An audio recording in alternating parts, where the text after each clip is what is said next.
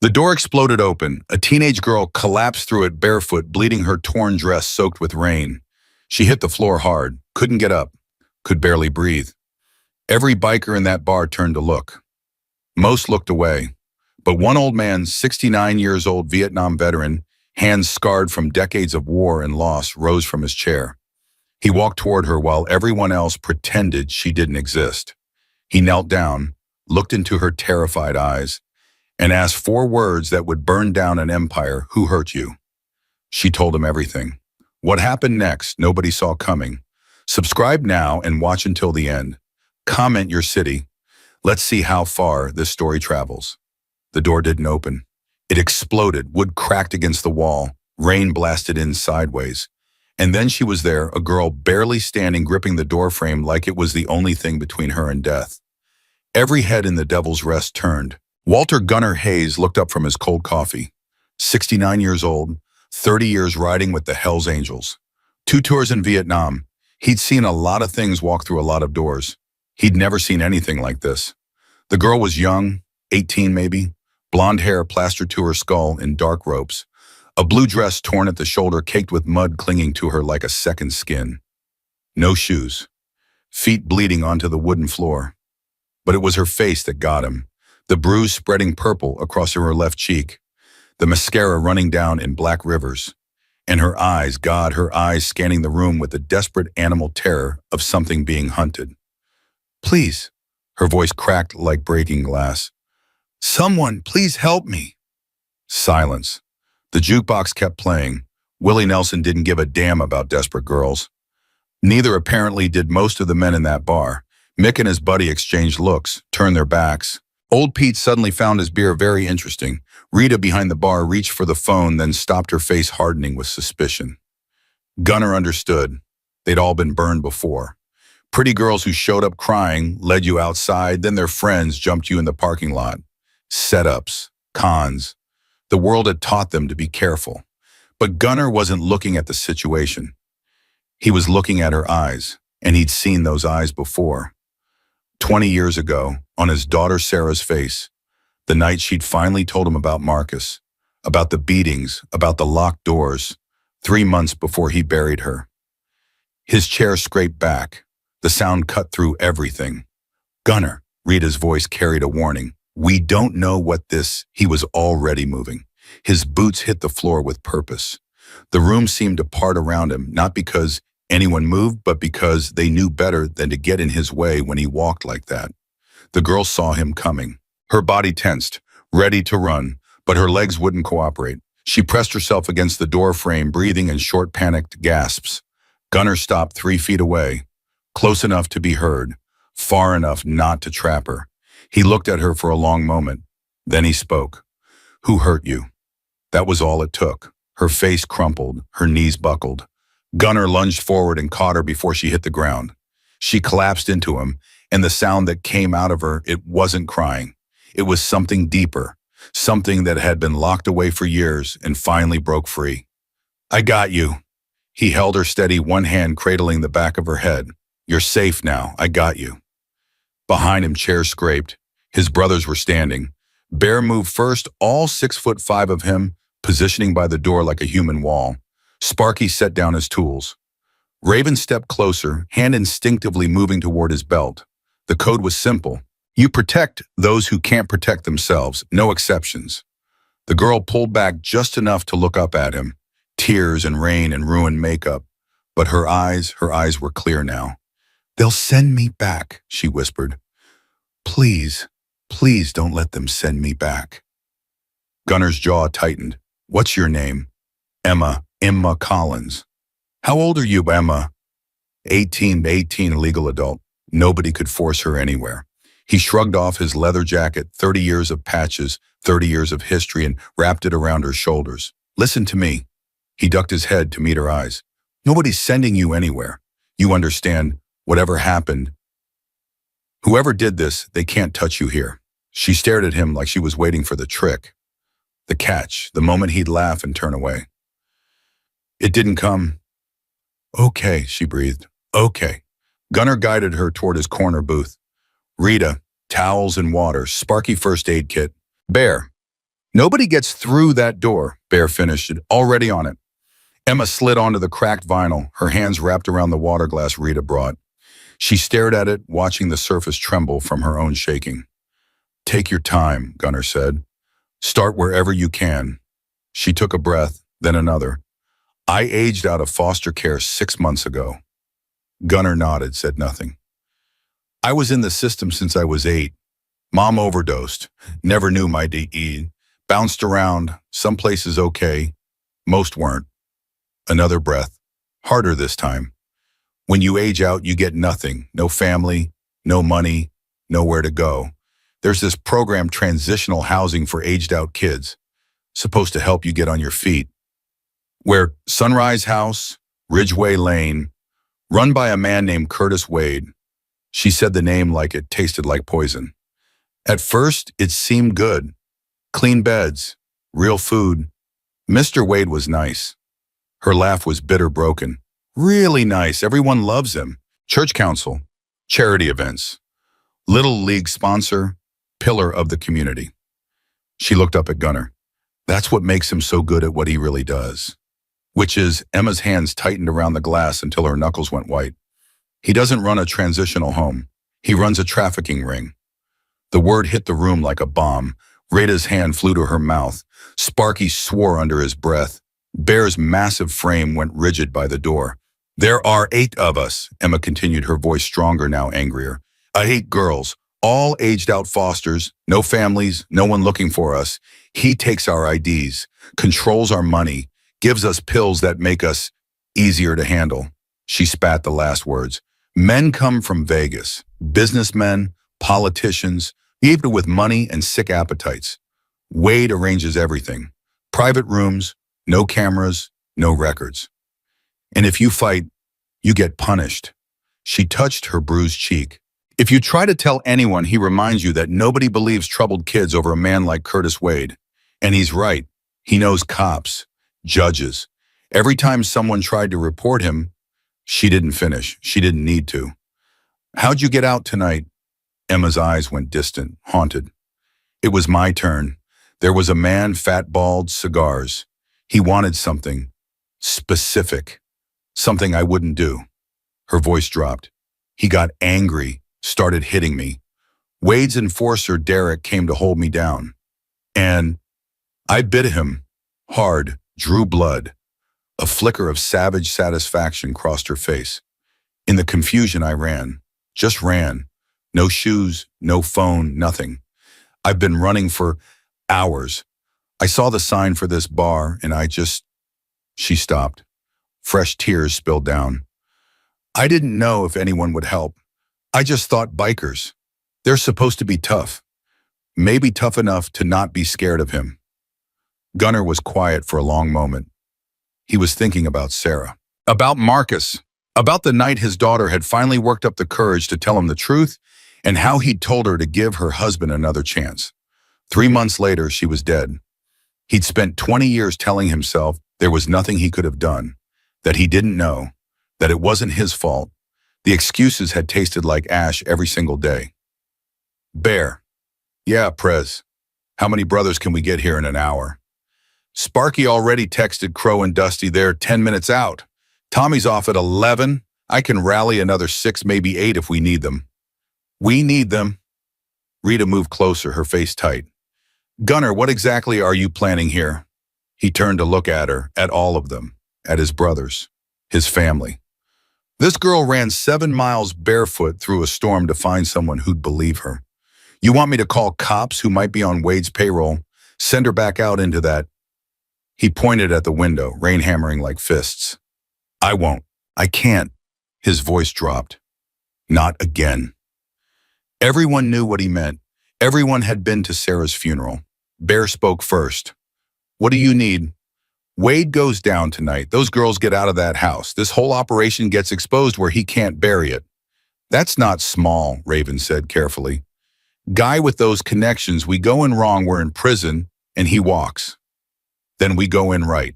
Gunnar's mind was already working. Bear your lawyer friend, Marcus Webb. He still owe you. He'd take a bullet for me. Call him. We need someone who knows the system. He turned to Sparky. That journalist you've been running around with. Diane Torres. She covers trafficking, right? Been trying to nail stories like this for years. Can never get anyone to go on record. Gunnar looked at Emma. You willing to go on record? She didn't hesitate. If it gets the others out, if it stops him, yes. Then Diane gets her story tonight. Call her. The bar erupted into motion. Phones came out. Voices overlapped. Plans formed in real time. Through it all, Emma sat in the corner booth watching these strangers organize her rescue like it was the most natural thing in the world. Gunnar's phone buzzed. He checked it and nodded. Webb's in. Torres is meeting us with a camera crew. He looked around the room. 14 Hells Angels now, plus Rita and 3 others who'd shown up when they heard. One more call. He dialed from memory. Linda picked up on the second ring. Walter, it's almost midnight. I know, I need you to do something. What's wrong? Nothing's wrong. Make up the spare bedroom. Put coffee on. Silence. 22 years of marriage working overtime. How old? Linda finally asked. 18, name's Emma. She's had a rough night. Is she safe? She will be after tonight. The bedroom will be ready. A pause. Walter, 3, yeah. Come home to me. Always do. He hung up. Emma was watching him. Your wife, 22 years. She doesn't even know me. Why would she? Because that's who she is. Gunnar slid back into the booth across from her. That's who we are. You don't have to understand it yet. Just accept it. Emma was quiet for a moment. Then, can I ask you something? Go ahead. When you walked over to me, when you asked who hurt me, why everyone else looked away. Why didn't you? Gunnar reached into his wallet, pulled out a worn photograph, slid it across the table. A young woman, blonde, smiling, holding a baby. My daughter Sarah, he said. She died 20 years ago. Her husband beat her for 3 years before she told anyone. By the time she got away from him, he stopped, swallowed. I wasn't there when she needed me. Didn't ask the right questions. Didn't push when she said everything was fine. I failed her. He looked at Emma. I see the same look in your eyes that she had. Same fear, same hope that maybe this time someone will listen. His voice cracked slightly. I couldn't save my daughter, but I can damn well try to save you. Emma stared at the photograph for a long moment. Then she slid it back. I'm sorry about Sarah. Me too, kid. Me too. The door banged open. Crow and Dusty walked in, rain dripping off their leather faces grim. Heard we got a situation, Crow said. You heard right. Gunnar stood. Everyone circle up. Here's the plan. For the next 20 minutes he laid it out. Systematic, precise, military. Webb would handle legal cover. Torres would handle exposure. Bear's team would secure the perimeter. Raven and Sparky would handle extraction of the other girls. Gunnar himself would deal with Wade. Questions. Nobody spoke. One more thing. Gunnar looked around the circle. This isn't club business. This is personal. Anyone who wants to walk walks now, no judgment. Not a single person moved. Bear actually laughed. You kidding? I've been waiting for something like this for years. Legal excuse to put the fear of God into a predator. Brother, I should be paying you. The tension broke. A few laughs, shoulders loosening. All right. Gunnar checked his watch. We ride in 15. Emma caught his arm as he passed her booth. Gunnar. Yeah. What if it doesn't work? What if he gets away with it anyway? He looked down at her. This girl who'd run 7 miles through hell to find help. This girl who'd trusted a room full of strangers because she had no one else. Emma, I spent 2 years in the Mekong Delta watching better men than Curtis Wade try to kill me. They're all dead. I'm still here. He squeezed her shoulder. Wade has connections, money, power. But you know what he doesn't have? What 17 very angry bikers who don't give a damn about any of that. He turned toward the door. Let's ride. The engines roared to life like thunder answering the storm. 14 Harleys formed up in tight V formation. Headlights cutting through the rain like angry eyes. Emma climbed into Gunnar's sidecar wrapped in blankets and tarps. She looked up at him. I'm scared.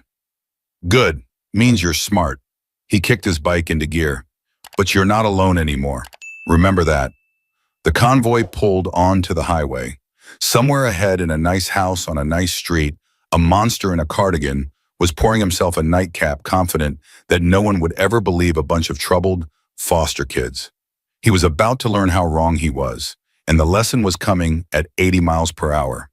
The rain hadn't let up. If anything, it was angrier now, hammering the asphalt like it wanted to wash the whole world clean. Gunnar kept his eyes on the road. 14 headlights stretched out behind him in the rearview mirror, cutting through the darkness like a pack of wolves on the hunt. Emma sat huddled in the sidecar, her face barely visible under the tarp, but he could feel her tension radiating off her like heat. They'd been riding for 20 minutes when his phone buzzed in his jacket pocket. He pulled over, signaling the others to stop. Engines idled. Rain drummed on leather and chrome. "Talk to me," Gunnar said into the phone. Marcus Webb's voice came through, calm and precise. "I'm 10 minutes behind you. State investigators are with me, 2 guys I trust with my life. They're not on Wade's payroll." "How do you know?" "Because one of them lost a niece to trafficking 3 years ago. He's been waiting for a case like this." Gunnar nodded even though Webb couldn't see him. "What do we need? Evidence? Testimony? And most importantly, don't touch Wade until I get there. Anything you do before we arrive could get thrown out. His lawyers will argue coercion, illegal search, you name it. And the girls, get them out. That's humanitarian intervention. No court in the country will fault you for removing victims from an active trafficking situation." "Understood." "Gunnar," Webb's voice dropped, "be careful. Men like Wade don't survive this long by being stupid. He'll have contingencies." "So do I." He hung up and looked back at Emma. "You heard that." She nodded. "Don't touch Wade until the lawyer gets there." "Smart girl." Bear pulled up alongside his massive frame hunched against the rain. "What's the play, Prez?" "We go in quiet. Secure the perimeter first. Raven, Sparky, you're on extraction. Get the other girls out. Bear, Dusty, Crow, you're with me. Everyone else holds the exits. And Wade? We wait for Webb, then we have a conversation." Bear's smile was not pleasant. "Looking forward to it." They killed the lights 2 blocks from Ridgeway Lane and coasted the rest of the way on momentum. The neighborhood was dark, quiet, respectable. The kind of place where people minded their own business and pretended not to notice things. Sunrise House sat at the end of a cul-de-sac, fresh paint, manicured lawn, cheerful yellow porch light cutting through the rain. Gunnar's stomach turned. He'd learned a long time ago that evil rarely looked like what you expected. It didn't announce itself. It hid behind the smiles and charity events and Little League sponsorships. "That's it," Emma whispered. Her voice had gone tight, scared. "That's the house. You're staying here with Tommy. He'll keep you safe." "No." She grabbed his arm. "I want to come. I need to see Emma." He turned to face her fully. "What you need is to stay alive and testify. If something goes wrong in there and you get hurt, Wade walks. You understand, your testimony is the weapon that destroys him. Don't waste it." She stared at him for a long moment. Then her grip loosened. "Okay, but Gunnar, yeah. There's a girl named Sophie, 15 years old. She's not supposed to be there. Wade took her from a different program off the books. She's not doing well. Please find her first." 15, Christ. "I'll find her." Gunnar moved toward the house, Bear and Dusty flanking him. Crow circled around back. Raven and Sparky approached from the side, heading for the service entrance. The porch steps didn't creak. Someone kept them well maintained. Everything about this place was designed to look normal, to pass inspection, to fool the world. Gunnar knocked on the door, polite, civilized. Footsteps inside. A pause. Then the door opened. Curtis Wade stood there in a cardigan and reading glasses, a glass of whiskey in his hand. Mid-50s, brown hair going gray at the temples, soft face, kind eyes. The kind of man you'd trust with your daughter. "Can I help you, gentlemen?" His voice was pleasant, curious, not a trace of fear. "It's quite late for visitors." "Curtis Wade." "That's right. And you are Walter Hayes. We need to talk about the girls in your house." Wade's smile didn't waver, not even a flicker. "I'm afraid I don't understand. This is a licensed transitional living facility. Perhaps you've confused us with..." Emma Collins told us everything. There, just for a second. A crack in the mask. Wade's eyes went to the driveway, scanning for Emma. When he didn't see her, his smile returned. Wider now, more confident. Ah, Emma. He shook his head sadly. She's a troubled young woman. History of mental illness, drug abuse, pathological lying. I'm afraid whatever she told you isn't reliable. We've been trying to help her, but some people simply can't be helped. That's so? I'm afraid so. Now, if you'll excuse me, it's late and I have work in the morning. Perhaps you could contact our office during business hours if you have concerns about... We're not going anywhere. Wade's smile finally died. His eyes went cold, hard. The mask was slipping. I'm going to have to ask you to leave. This is private property. If you don't leave immediately, I'll be forced to call the police. Go ahead. Gunnar pulled out his phone. I'll wait. We can show them the photos Emma took before she ran, the ones with dates and faces, or the recordings she made on the phone you didn't know she had. It was a bluff. Emma hadn't mentioned any photos or recordings. But Wade didn't know that, and for the first time, fear flickered across his face. I don't know what you think you're doing, Wade said slowly, but you're making a very big mistake. I have friends in this town, important friends. This will not end well for you. I've been hearing that my whole life. Gunnar stepped closer. Still here. A shadow moved behind Wade, big, fast. Gunnar Bear shouted. The enforcer came out of nowhere, Derek, the one Emma had bitten. His arm was bandaged, and he was holding something metallic. Bear moved faster than a man his size had any right to. He caught Derek's wrist twisted, and the taser clattered to the porch. In one fluid motion, he had Derek face down on the wetwood arm, pinned at an angle that would require surgery if it went any further. Bad idea, Bear said calmly. Really bad idea. Wade stumbled backward into the house. This is assault. I'm calling the police right now. Please do. A new voice. Calm. Authoritative. I'd like to be here when you explain the encrypted files on your laptop. Marcus Webb walked up the porch steps, rain dripping off his expensive suit. Behind him, two men in plain clothes, the state investigators, followed with badges already out. Curtis Wade, one of them, said, "We have a warrant to search these premises based on testimony from a protected witness and supporting evidence of human trafficking." Wade's face went white. You can't. I know Judge Harrison. One phone call and this warrant is worthless. Judge Harrison signed this warrant. The investigator smiled grimly. Turns out his daughter works at a women's shelter. He was very interested in what we had to say. Inside the house, a scream. Everyone froze. Then Gunnar was moving, pushing past Wade, running toward the sound.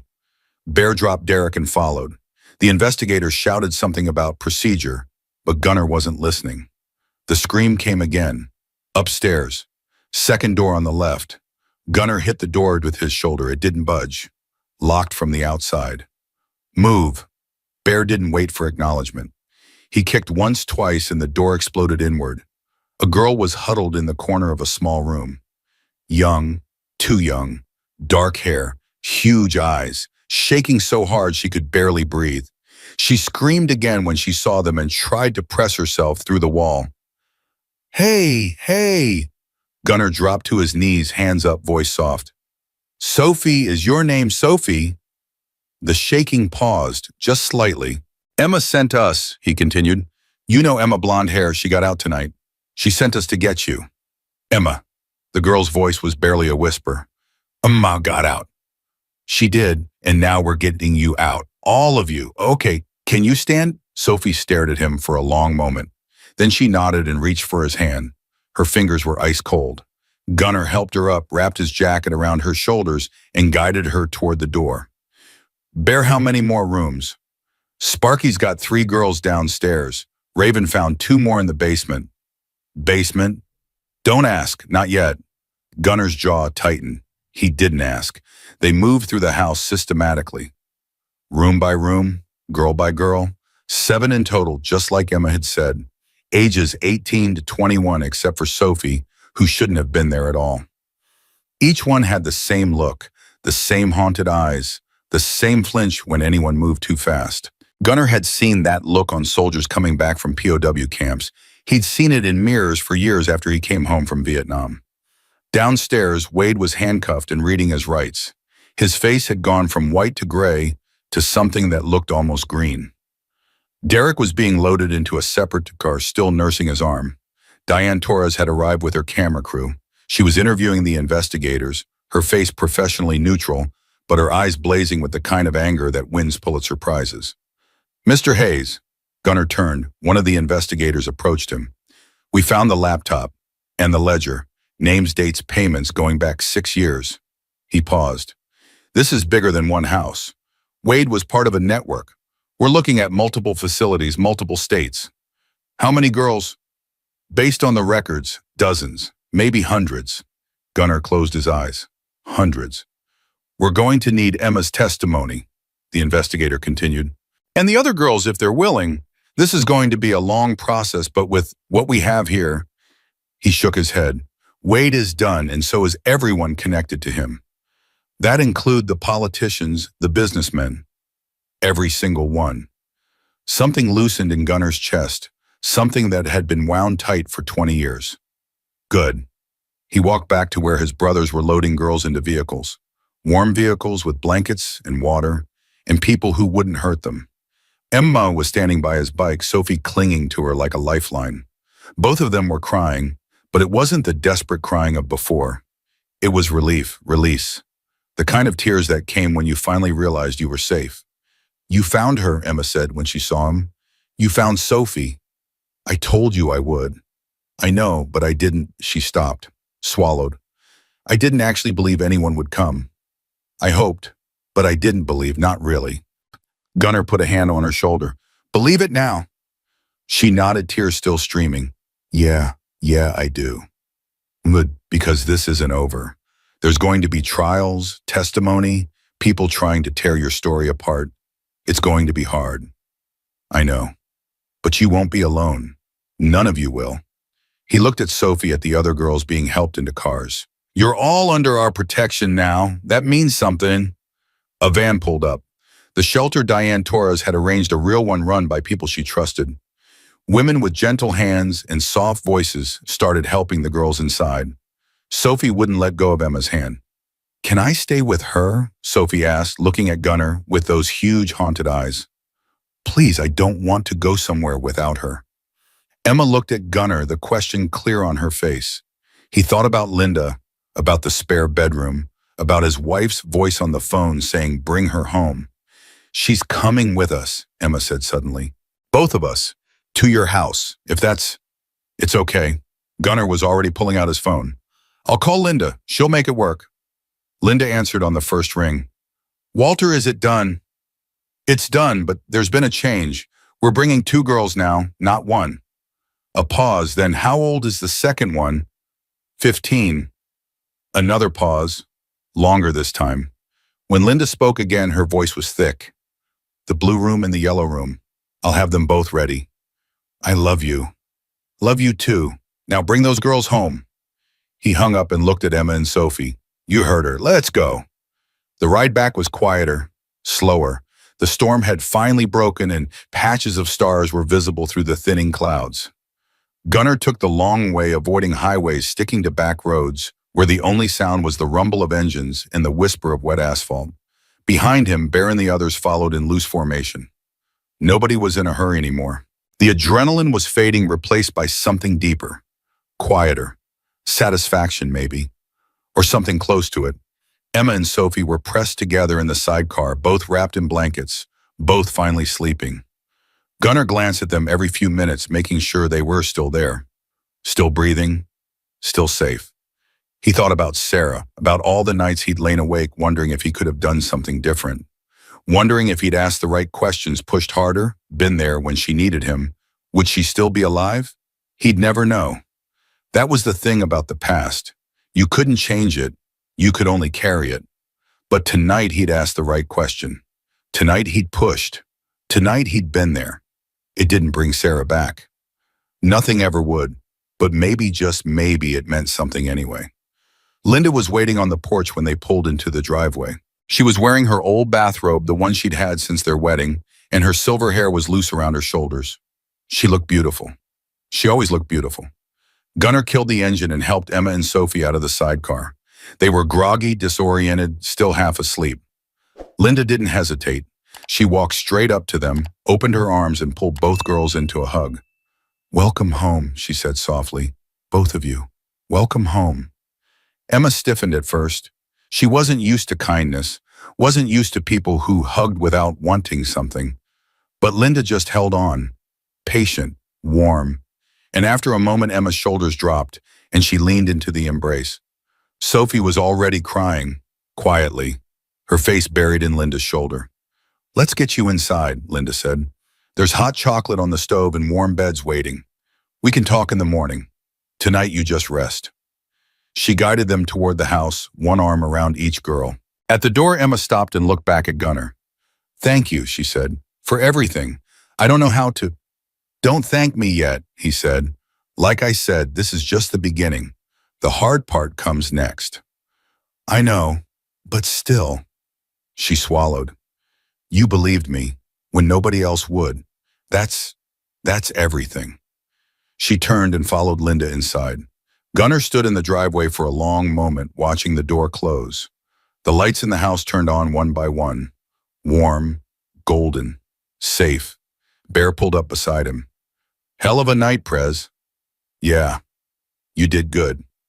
We did good. All of us." Bear was quiet for a moment. "You think Wade's gonna flip? Give up the others in the network?" "Men like Wade always flip when they're looking at real time. He'll give up everyone to save himself." "Good." Bear's voice was hard. "Let them all burn." "They will." Bear revved his engine. "I'm gonna head home. Maria's probably worried sick. You need anything, you call." "I will." "Thanks, Bear." "Anytime, brother. Anytime." The other bikes peeled off one by one, heading home to their own families, their own lives. The quiet heroes returning to their ordinary worlds. Gunnar stayed outside until the last taillight disappeared. Then he took a deep breath, squared his shoulders, and walked into his house. Linda was in the kitchen, washing mugs. The girls had already gone to bed. He could hear quiet movement upstairs, the creak of floorboards, the soft sound of voices. "They're settled?" he asked. "For now." Sophie had a panic attack when I showed her the room. She thought— Linda stopped. Her jaw tightened. She thought it was a trick, that I was going to lock her in. Gunnar's hands curled into fists. "I sat with her until she fell asleep," Linda continued, held her hand, told her the door stays open. "Always. Nobody locks doors in this house." "And Emma? She's stronger than she looks, or maybe she's just better at hiding it." Linda turned to face him.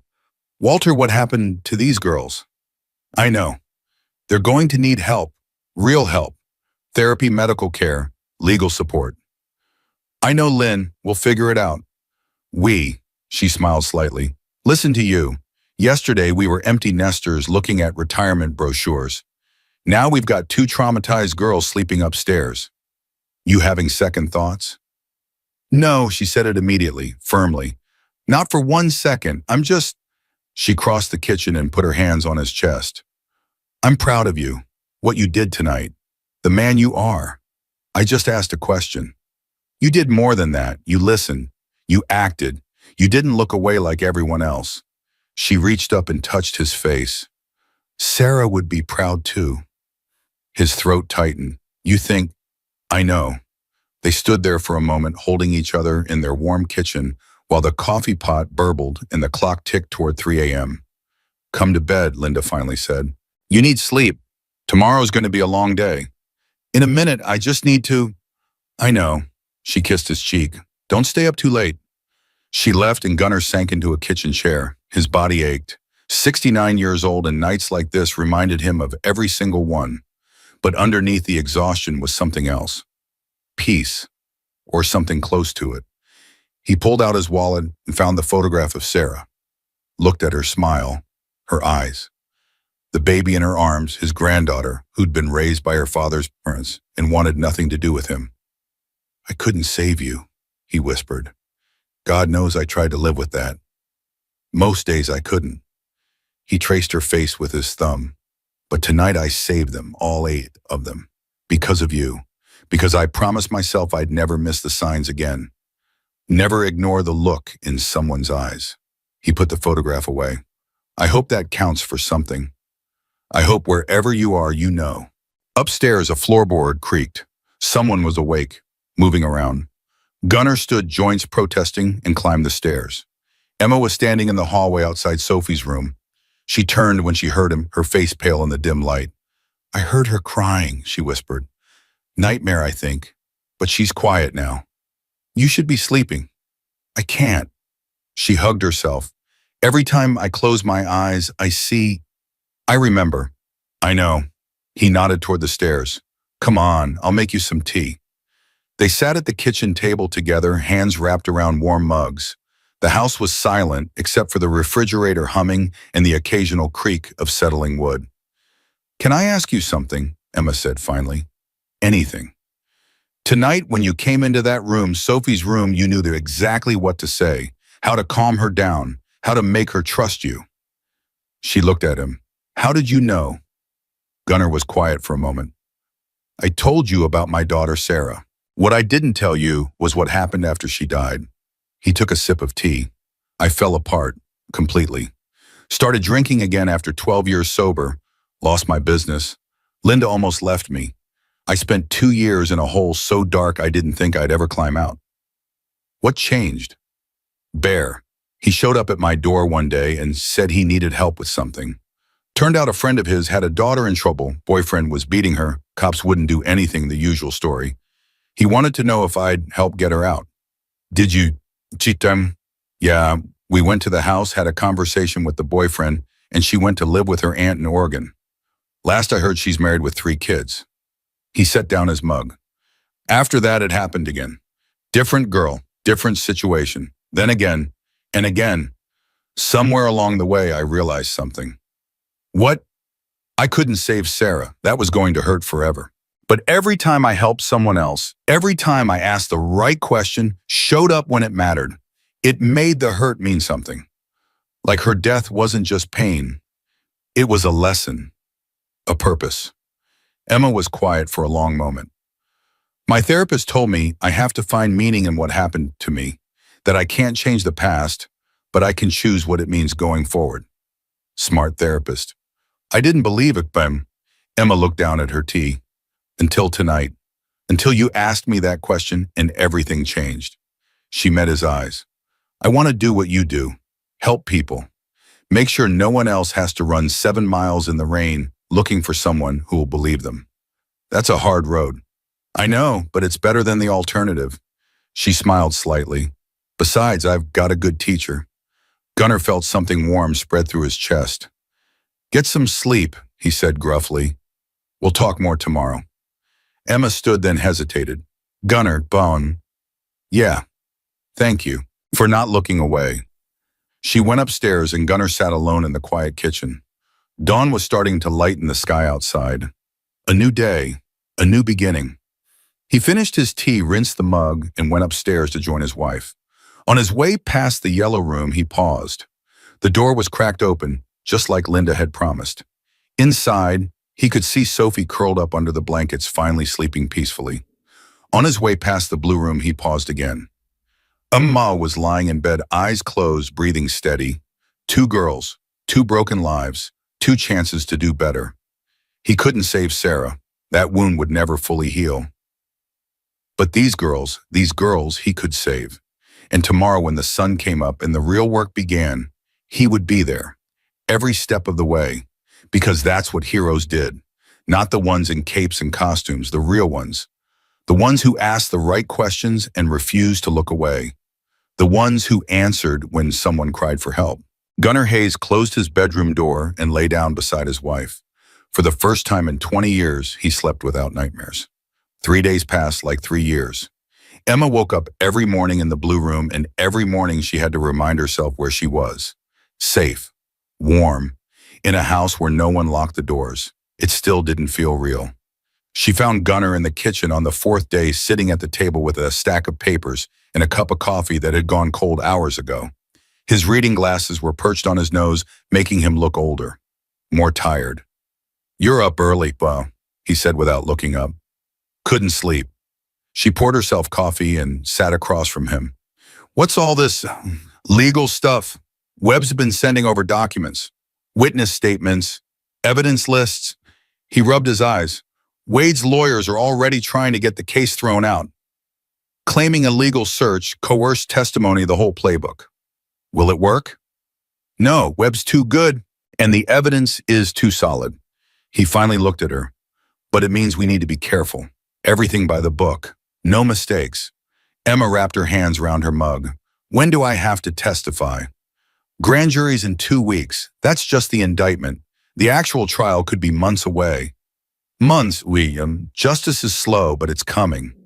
The kitchen door opened and Sophie appeared, still wearing the pajamas Linda had bought her. She looked small, lost.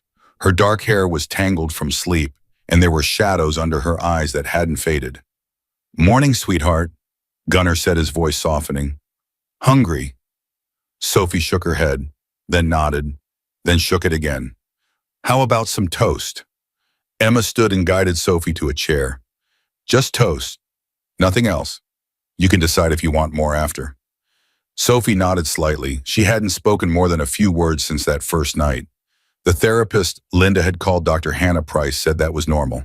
Trauma responses varied. Some people couldn't stop talking. Others went silent. Sophie was the silent kind. Emma made toast while Gunnar gathered his papers. He stopped at the door and looked back at them, two broken girls trying to put themselves back together in his kitchen. Linda's going to take you both shopping today, he said. Clothes, toiletries, whatever you need. Don't argue about money. She'll win anyway. Where are you going? Emma asked. Meeting with Webb and the investigators. They found something in Wade's records. A name. Someone higher up the chain. Emma's blood went cold. Higher up. Wade wasn't running this alone. He had a partner. Someone who handled the money side. Gunnar's jaw tightened. Someone with a lot of connections. We don't have a name yet, but we're getting closer. Is that dangerous for you? Everything's dangerous, kid. The trick is being more dangerous back. He left and Emma sat down next to Sophie with the toast. Eat, she said gently. Even if you don't feel like it, you need to keep your strength up. Sophie picked up the toast, took a tiny bite, chewed mechanically. Emma. It was the first word she'd spoken all morning. Emma's heart jumped. Yeah. Are we really safe here? Emma thought about the question. Really thought about it. Yeah, she said finally. I think we are. How do you know?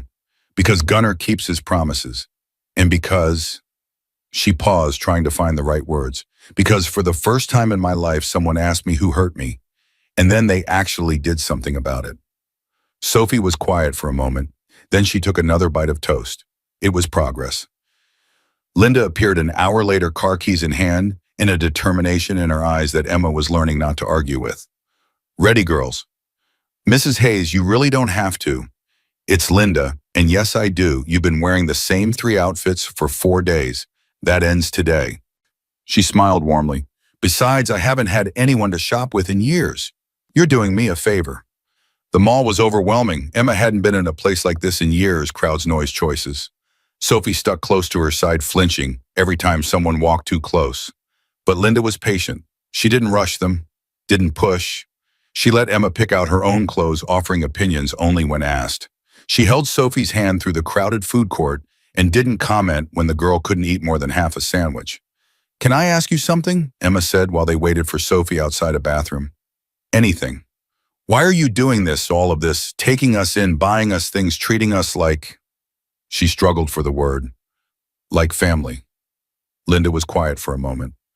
20 years ago, I lost my stepdaughter, Sarah. She was married to a man who hurt her, and by the time anyone helped, it was too late. Gunnar told me. Did he tell you what it did to him, to us? Emma shook her head. It nearly destroyed our marriage. Gunnar blamed himself, drank himself half to death. I almost left him twice. Linda's voice was steady, but her eyes were wet. It took years for him to climb out of that hole. And when he did, he was different. Harder in some ways. Softer in others. Softer while he started helping people, girls like you, women in trouble, anyone who needed someone to stand up for them. She smiled slightly. I used to worry about him, riding off in the middle of the night, getting into confrontations with dangerous men. But then I realized this was his way of healing, of making Sarah's death mean something. And you, me, Linda laughed softly. I help in my own way. I make the beds, cook the meals, hold the girls who wake up screaming. She put a hand on Emma's arm. That's why I'm doing this, Emma. Because you and Sophie, you're not charity cases.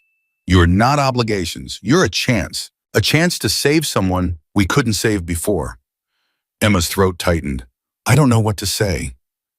You don't have to say anything. Just let us help. That's all we ask. Sophie emerged from the bathroom and they continued shopping. But something had shifted. Emma felt it in her chest, a warmth that had nothing to do with the heated mall air. For the first time in her life, she was starting to believe she might actually belong somewhere. They were loading bags into Linda's car when Emma's phone buzzed. A blocked number. She answered without thinking. Hello. Silence. Then breathing. Heavy. Deliberate. Emma Collins. A man's voice. Smooth. Cultured. Nothing like Wade's. I understand you have been telling stories. Her blood turned to ice. Who is this? A friend of Curtis's, a concerned party who thinks you might be making a mistake. I'm hanging up.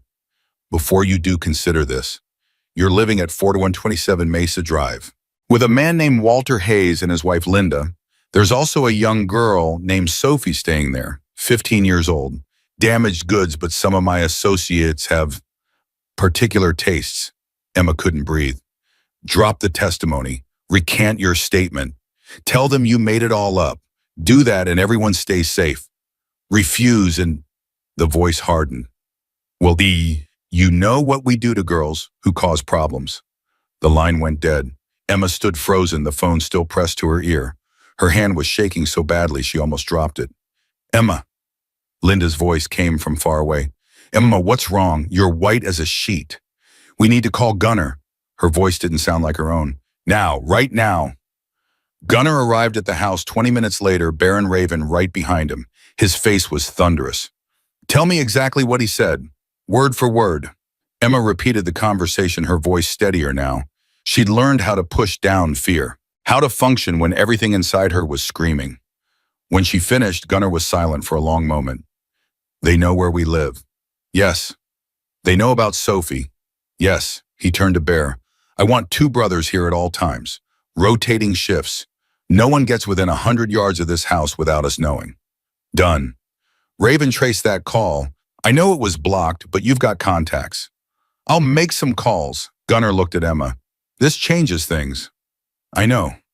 If you want to walk away or can't disappear, start over somewhere else. I'll help you do that. No judgment, no blame. You've been through enough.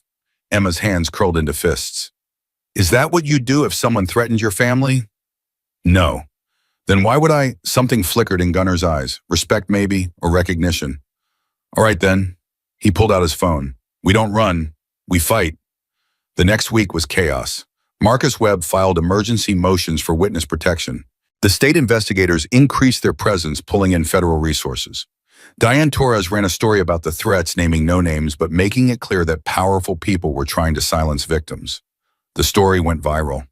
Suddenly, everyone was talking about Sunrise House, about the aged-out foster youth who'd been forgotten by the system, about the monsters who'd preyed on them.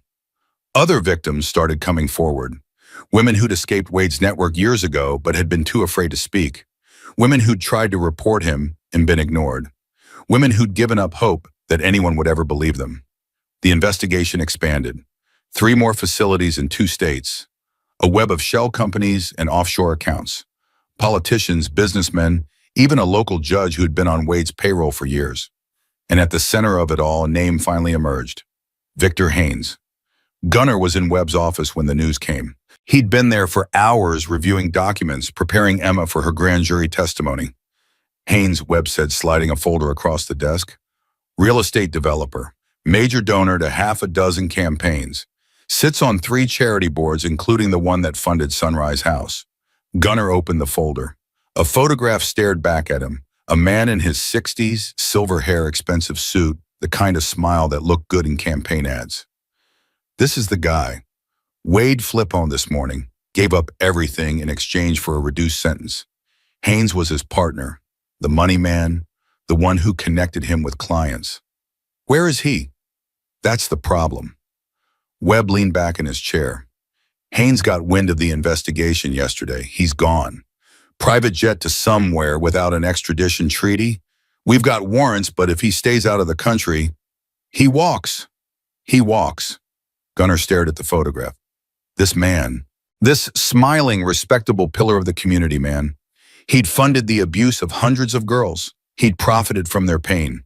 And now he was sipping cocktails on a beach somewhere untouchable. There has to be something. We're working on it. Interpol's involved. State Department's making calls. Webb shrugged. But these things take time. Years sometimes. Years. I know, it's not fair. It's not justice. But it's the system we've got. Gunnar closed the folder. Thanks, Marcus. Keep me posted. He drove home with the windows down, letting the cold air clear his head. But the anger wouldn't fade. It sat in his chest like a hot coal burning him from the inside. This was the part they didn't show in movies. The part where the villain escaped, where money and power trumped truth and justice, where the system that was supposed to protect people let them down again and again. He pulled into his driveway and sat there for a long moment, hands on the wheel, staring at nothing. A knock on the window made him jump. Emma was standing there, concern on her face. You've been sitting here for 10 minutes. Linda sent me to check on you. He got out of the car slowly. Sorry, just thinking. About what? He considered lying, decided she deserved better. Victor Haynes, Wade's partner, the money behind the operation. They got him. No, he ran, left the country before they could arrest him. Emma's face didn't change, but something in her eyes went hard. Cold, so he gets away with it. For now, they're still trying to, for now, right, just like all the others, just like everyone who's ever hurt someone like me and walked away clean. Emma. No, she held up a hand. Don't tell me justice takes time. Don't tell me the system works. The system put me in that house. The system ignored every complaint, every warning sign, every girl who tried to tell the truth. Her voice cracked. Sophie is 15 years old, 15, and she can't close her eyes without seeing those men's faces. She can't eat, can't sleep, can't let anyone touch her without flinching. And the man who made all that possible is sitting on a beach somewhere, free and clear. Gunnar had no answer because she was right. The system had failed, was still failing. What do you want me to say? He asked quietly. I want you to say you're angry. I want you to say this isn't okay. I want someone just once to tell me the truth instead of trying to make me feel better. All right, he met her eyes. I'm angry. I've been angry for 20 years. This isn't okay. It will never be okay, and I don't know how to fix it. That's better. They stood there in the driveway, two people who'd been broken by a broken world. Come inside, Emma finally said. Linda made dinner. And Sophie's actually talking tonight.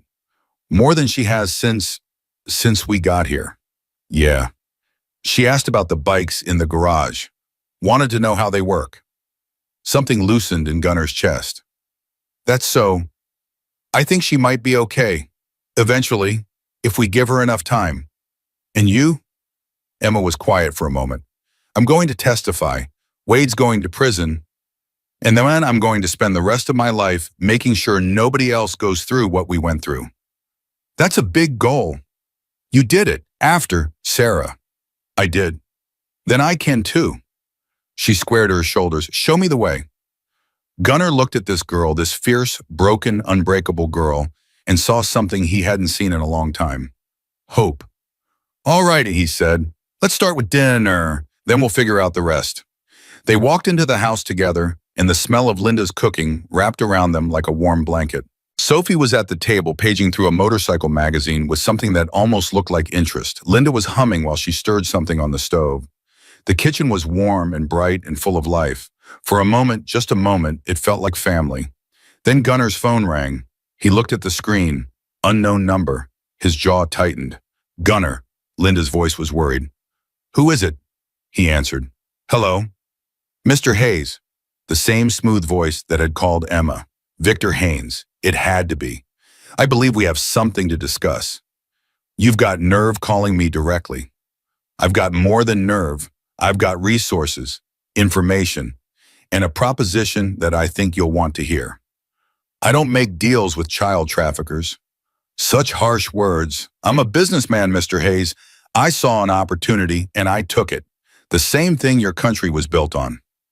Gunner's hand tightened on the phone until the plastic creaked. What do you want? The same thing you want. For this to go away. Emma Collins recants her testimony. The other girls follow suit, and this whole unpleasant business fades into memory. Not happening?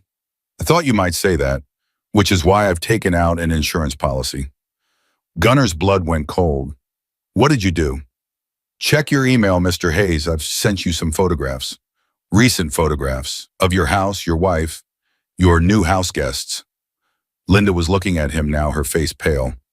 Surveillance photos, Haynes continued, taken over the last 3 days.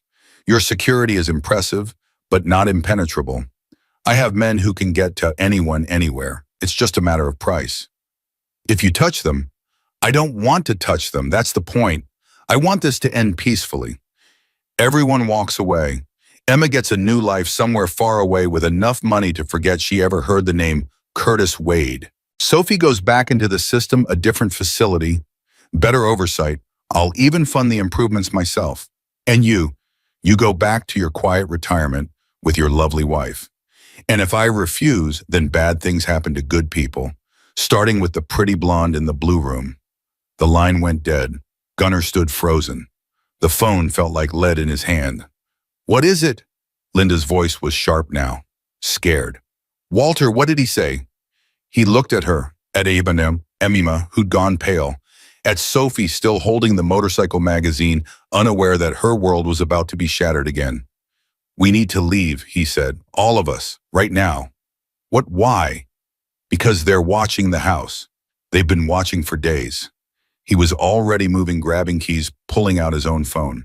Bear, emergency, get everyone here now, we're relocating. Walter, you're scaring me. Good, you should be scared. He turned to face his wife. This is bigger than we thought, Lynn, and they're not going to stop. Emma stepped forward. This is my fault. If I hadn't... Don't, Gunner cut her off. This is Haynes's fault, Wade's fault. The fault of every person who enabled them, protected them, looked the other way. Not yours, never yours. But if I leave, if Sophie and I just disappear, you think that'll stop them? You think men like Haynes let witnesses just walk away? He shook his head. No, we're past that now. The only way through is forward. We take them down, or they take us down. There's no middle ground. Sophie finally looked up. Her eyes were huge, terrified. Are the bad men coming? Everyone went quiet. Gunner knelt down so he was at her level. Sophie, listen to me. There are bad men in this world. You know that better than anyone. But there are good men too. Men who fight the bad ones. Men who protect people who can't protect themselves. He put his hand over hers. I'm one of those men. So is Bear and Raven and every brother in my club. We're not going to let anyone hurt you. Not ever again. Do you believe me? Sophie stared at him for a long moment. Then slowly she nodded. Good girl. He stood up. Now let's move. We've got a war to win. 20 minutes later, 4 bikes and 2 cars pulled out of the driveway. Gunner led the convoy, Emma in his sidecar, Linda in Bear's truck with Sophie. They weren't running. They were repositioning. Because Gunner Hayes had learned something in Vietnam that men like Victor Haynes never understood. When you're outgunned and outmanned, you don't retreat. You find better ground. And then you make them pay for every inch. The safe house belonged to Crow's cousin, a ranch 40 miles outside the city surrounded by nothing but desert and silence. No neighbors, no surveillance, just open land and clear sight lines in every direction. They arrived at 2 in the morning. Sophie had fallen asleep against Linda's shoulder. Emma hadn't closed her eyes once. Gunner stood on the porch watching the dust settle from their convoy. Bear approached his massive frame, silhouetted against the headlights. Perimeter secure. Raven's got eyes on the access road. Nobody's getting within a mile of this place without us knowing. Good. What's the play, Prez? Gunner was quiet for a long moment. We go on offense. Against Haynes, the guy's got unlimited resources, private security, government contacts. We're outgunned. We've been outgunned before. This is different. This isn't some local scumbag. This is a man who can make people disappear. Then we make him disappear first. Bear stared at him. You're serious. I'm always serious. Inside, Linda was settling Sophie into a back bedroom. Emma sat at the kitchen table, her hands wrapped around a cup of coffee she hadn't touched. She looked up when Gunnar walked in. What happens now? Now we plan. He pulled out a chair across from her. Haynes thinks he's got us running scared. That's his first mistake. What's his second? Assuming we'll play by his rules. Marcus Webb arrived at dawn, his expensive suit traded for jeans and a rumpled jacket. He looked like he hadn't slept in days. I've been on the phone all night, he said, dropping a folder on the table. Called in every favor I've got, and I found something. What? Haynes has a daughter, Victoria, 32 years old, lives in San Francisco. Webb paused. She doesn't talk to her father. Hasn't for 8 years. Why, dear? Because she found out what he does, how he makes his money. She tried to report him, but he buried it, threatened her. She's been in hiding ever since. Emma leaned forward. She knows everything. Everything, and she's willing to talk. Gunnar felt something shift, a crack in Haynes's armor. Can we protect her? That's the question, isn't it? She's been running from her father for almost a decade. The only reason he hasn't found her is she's better at hiding than he is at seeking. Webb shook his head. If she comes forward, she loses that protection. Unless we give her new protection. Exactly. Gunnar stood and walked to the window. Outside, the sun was turning the desert gold. Somewhere out there, Victor Haynes was plotting his next move, thinking he had all the power, all the cards. He was wrong. Set up a meeting, Gunnar said. Tell her we'll keep her safe, whatever it takes. And if Haynes finds out, let him. I want him to know we're coming. The meeting happened 3 days later. San Francisco, a coffee shop in the Mission District that Webb had vetted personally. Gunnar went alone. No backup, no visible protection. It was a risk, but Victoria Haynes had made it clear she'd only talk to him. One-on-one. Anyone else, she'd disappear again. She was already there when he arrived. A woman with sharp features and tired eyes. She looked nothing like her father's photographs. Or maybe she'd worked hard to look nothing like him. Mr. Hayes. She didn't stand, didn't offer her hand. I wasn't sure you'd actually come. I wasn't sure you'd actually be here. Fair enough. She gestured to the chair across from her. Sit, we don't have much time. He sat. Thank you for agreeing to this. Don't thank me yet. You might not like what I have to say. Try me. Victoria took a sip of her coffee. Her hands were steady, but Gunnar noticed the way her eyes kept flicking to the door. The window, the other customers. Hypervigilance, the mark of someone who'd been hunted. My father is a monster, she said flatly. I know everyone says that about their estranged relatives, but in this case it's literally true. He's been trafficking girls for over 20 years. It started as a side business, helping wealthy clients find companionship. Then it grew. Curtis Wade. Wade was just the latest in a long line of partners. My father's genius isn't in the operation itself. It's in the insulation.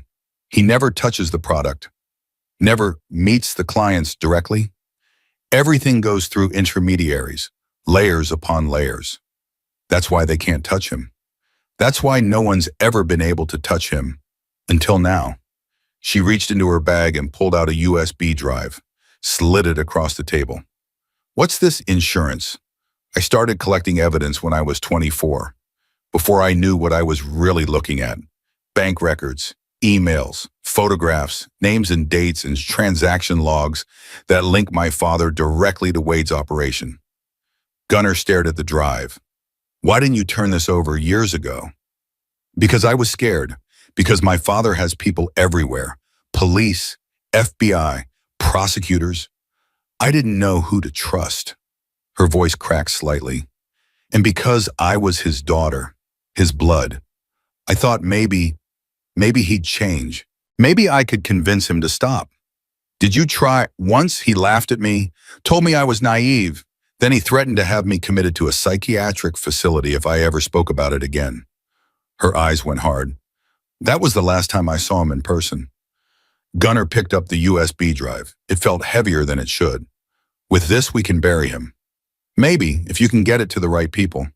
People he hasn't bought. I know some people. So did I. Look how that turned out. A silence stretched between them. Outside traffic hummed.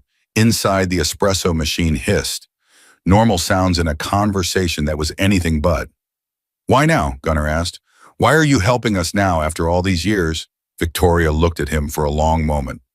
I heard about what you did, the raid on Sunrise House, the girls you saved. Her voice dropped. I heard about Sophie, 15 years old. Yes. I was 15 when I found out what my father really does. I found photos on his computer. Girls, young girls, in situations that no child should ever. She stopped, swallowed. I threw up. I couldn't eat for a week. And when I finally worked up the courage to confront him, he looked me in the eye and said, they're nobody. They don't matter. Her hands were shaking now. He said they don't matter, like they weren't human, like they were just things, objects to be used and discarded. They matter, Gunnar said quietly. Every single one of them. I know, that's why I'm here. She straightened in her chair. My father ruined my life. He turned me into a fugitive in my own country. But the real victims, the girls like Sophie, like the ones in that house, they're the ones who deserve justice. If this evidence helps put him away, then maybe I can finally stop running. It'll help, I promise you that. Don't make promises you can't keep, Mr. Hayes. I don't. They talked for another hour. Details, timelines, names of people who could be trusted and names of people who absolutely couldn't. When they finally parted, Victoria shook his hand. Be careful, she said. My father knows you're coming for him now, and when he feels cornered, he becomes dangerous. So do I. She almost smiled. I believe you. Gunnar flew back to Nevada that night. The USB drive was in his jacket pocket pressed against his heart. He didn't let it out of his sight for a second. Webb met him at the airport. One look at his face told Gunnar something was wrong. What happened? While you were gone, Haynes made another move. Gunnar's blood went cold. The ranch. No, the ranch is secure. It's the other girls, the ones from Sunrise House. What about them? Someone got to 3 of them, offered them money to recant their testimony, $50,000 each. Did they take it? Webb hesitated. One of them did, Sarah Mitchell, 20 years old. She withdrew her statement this morning. Gunnar's hands curled into fists. And the other 2? Refused, but they're scared, Gunnar. Haynes is playing hardball. Bribes, threats, intimidation. He's trying to destroy the case from the inside. What about Emma? Emma's solid. She hasn't wavered. But, Webb looked away. She got another call last night while you were in San Francisco. What kind of call?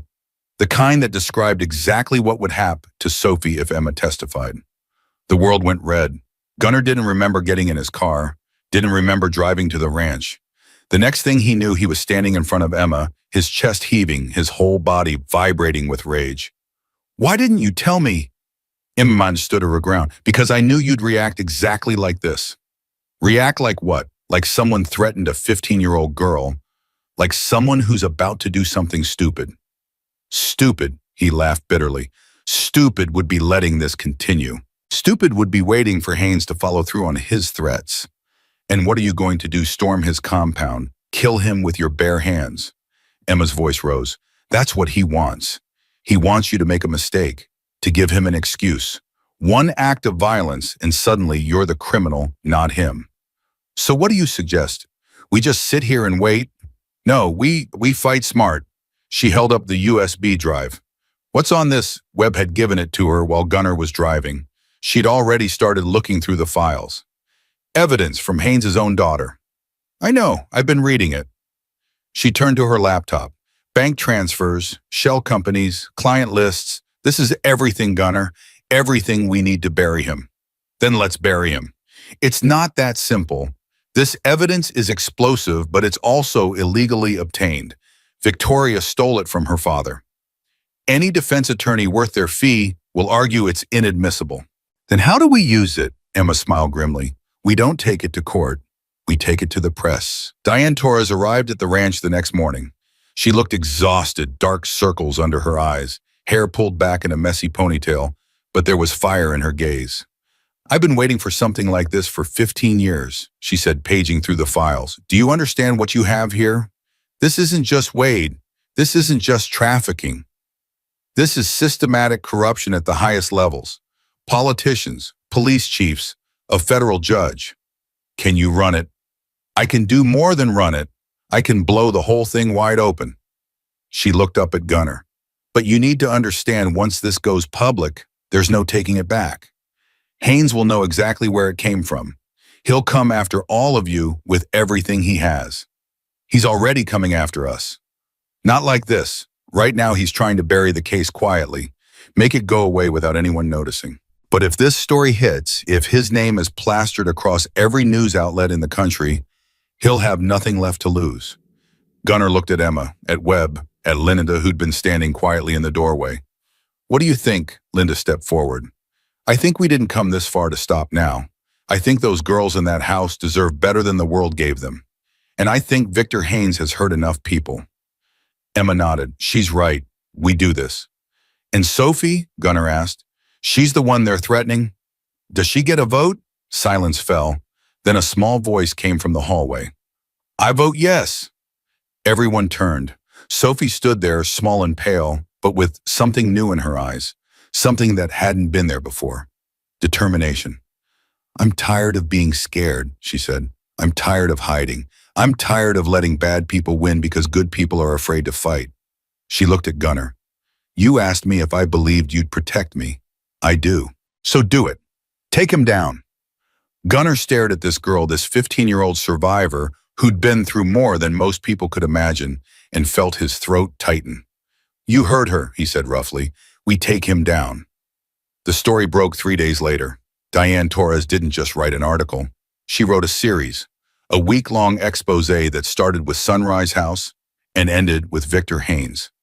Every bank transfer, every client name, every shell company and offshore account. By day 2, 3 politicians had resigned. By day 3, 2 police chiefs were under investigation. By day 4, the federal judge mentioned in Victoria's files had been arrested. And Victor Haynes, the man who'd thought himself untouchable, was finally publicly irreversibly exposed. He tried to run. A private jet was waiting at a small airfield outside Las Vegas, ready to take him to a country without extradition. But when he arrived, federal agents were waiting. Gunnar watched the arrest on television, surrounded by his brothers, his wife, and 2 girls who'd become family. Victor Haynes, the agent said, cuffing his hands behind his back. You're under arrest for human trafficking, money laundering, witness tampering, and conspiracy to commit murder. You have the right to remain silent. Haynes's face was white with shock. He kept looking around like he expected someone to save him, to make this all go away like it always had before. No one came. That's it, Emma breathed, staring at the screen. It's really over. The arrest is just the beginning, Webb said. The trial will take months, maybe years. But with the evidence we have, he's going away for life. Sophie hadn't said anything. She was watching the screen with an intensity that worried Gunnar. Hey, he crouched down beside her. You okay? I keep waiting to wake up, she said quietly, to find out this was all a dream, that he's still out there, that we're still not safe. It's not a dream. He's in custody. He can't hurt you anymore. But there are others, the men who came into the house, the ones who... She stopped, swallowed. They're still out there. Not for long. The investigation is expanding every day. We've got names, faces. They're going to catch all of them, Sophie, every single one. Promise, promise. She leaned into him, her small body trembling. He put his arm around her and held on. Thank you, she whispered, for saving us. You saved yourselves. Emma ran. You survived. All I did was open the door. That's not true. She looked up at him. You asked the right question. Who hurt you? Nobody ever asked me that before. Nobody ever cared enough to want to know. Gunnar's eyes burned. He blinked hard. Well, I care. So does Linda. So does everyone in this room. And from now on, whenever someone hurts you, you tell us. We'll handle it. Even if it's just a nightmare. Especially then. Sophie actually smiled. Small, fragile, but real. It was the first time Gunnar had seen her smile since the night she stumbled out of that house. The weeks that followed were a blur of activity. Emma testified before the grand jury. Her voice was steady, her facts unshakable. The prosecutors called her the strongest witness they'd ever had. Sophie testified, too, in a closed session to protect her identity. It was the hardest thing she'd ever done. She broke down twice, had to take breaks 3 times, and threw up in a bathroom afterward. But she did it. The other survivors followed her lead. One by one, the girls from Sunrise House and from other facilities that had been uncovered came forward to tell their stories. What had started as one girl stumbling into a biker bar became a movement. Legislators introduced new laws. Funding increased for foster care oversight. The gaps in the system that predators like Wade and Haynes had exploited were finally being addressed. It wasn't perfect. It would never be perfect. But it was better. And for the first time in a long time, Gunnar felt something he hadn't felt since the day he buried his daughter. Hope. Linda found him on the porch one evening watching the sunset paint the desert in shades of orange and gold. "You've been quiet today," she said, settling into the chair beside him. "Just thinking." "About Sarah." Linda's hand found his. "What about her?" "I've spent 20 years carrying her to death like a weight around my neck, blaming myself, wondering what I could have done differently." He turned to look at his wife. "I think I'm finally ready to put it down. Because of Emma, Sophie, because of all of it. What happened to Sarah was a tragedy. Nothing will change that. But what happened here, what we did, it means something. It means her death wasn't just pain. It was a lesson, a purpose. She would have been proud of you." "You think I know?" Linda squeezed his hand. "You asked a girl who hurt her, and then you changed the world." "We changed the world." "Yes, we." They sat in comfortable silence, watching the light fade. Through the window behind them, they could hear Emma and Sophie laughing about something, actually laughing, while dinner cooked on the stove. "What happens now?" Linda asked. "Now we keep going. Emma wants to finish her education, become an advocate, help other survivors." "And Sophie?" "Sophie's going to stay with us, if she wants to, if you want her to." Linda turned to look at him. "Walter Hayes, are you asking if I want to adopt a 15-year-old? I'm asking if you want to give her a home, a real home, a family. I've wanted that since the moment she walked through our door. Then we'll start the paperwork. Make it official." Linda's eyes filled with tears. "Look at us, 69 years old, starting over with teenagers. Is that a problem?" "No," she laughed softly, wiping her eyes. "It's a miracle." Gunnar pulled her close and they stayed there together, watching the last light fade from the sky. Somewhere out there, Victor Haynes was sitting in a cell awaiting trial. Curtis Wade had already pleaded guilty, hoping for a reduced sentence. The network they'd built was crumbling one arrest at a time. And in a ranch house in the Nevada desert, 2 girls who'd been told they didn't matter were learning that they did. That's what Gunnar had wanted all along. Not revenge, not justice even, just the chance to answer a question that had haunted him for 20 years. Could he have saved her? Could he have made a difference? Now he knew. Yes, he could, he did, and he would keep doing it for as long as he had breath in his body. Because that's what you did when someone asked for help. You answered. 6 months changed everything. Emma stood in front of the bathroom mirror, adjusting the collar of her blouse for the 10th time. Her hands were shaking. They always shook before court dates. "You're going to wrinkle it if you keep messing with it." Sophie appeared in the doorway, a hint of a smile on her face. At 15 and a half now, she looked different, healthier. The shadows under her eyes had faded. The haunted look was still there sometimes, but less often. "I can't help it," Emma said. "Today's the verdict." "I know. What if they let him off? What if his lawyers found some loophole, some technicality?" "They won't." "You don't know that." Sophie walked over and took Emma's hand, stilling them. "I know that we did everything right. We testified, we told the truth, the evidence is solid." She squeezed. "And I know that whatever happens in that courtroom, we already won." Emma stared at her. "When did you get so wise?" "Dr. Price says trauma either breaks you or teaches you." "I decided I'm done being broken." Linda appeared behind them, car keys in hand. "Girls, we need to go. Gunnar's already warming up the truck." The drive to the courthouse was quiet. Gunnar kept his eyes on the road, his jaw set in that way Emma had learned to recognize. He was scared too. He just hid it better. Outside the courthouse, a crowd had gathered. Reporters, cameras, supporters holding signs. Diane Torres' series had turned their case into a national story. Victor Haynes wasn't just a local monster anymore. He was a symbol of everything wrong with a system that protected the powerful and abandoned the vulnerable. Ready, Gunnar asked, killing the engine. Emma took a breath. Ready. They walked through the crowd together. Emma held Sophie's hand. Linda walked on Sophie's other side. Gunnar led the way, his brothers forming a protective wall around them. Inside, the courtroom was packed. Every seat filled, people standing in the back. The air hummed with tension. Emma took her seat behind the prosecution table. Marcus Webb nodded at her, his face professionally calm, but his eyes betraying his nerves. Victor Haynes sat at the defense table. He looked smaller than Emma remembered. Grayer. The months in custody had aged him, but when he turned and looked at her, his eyes were the same. Cold. Calculating. The eyes of a man who still believed he could win. Emma didn't look away. She held his gaze until he was the one who turned. All rise! The judge entered. The room stood, sat.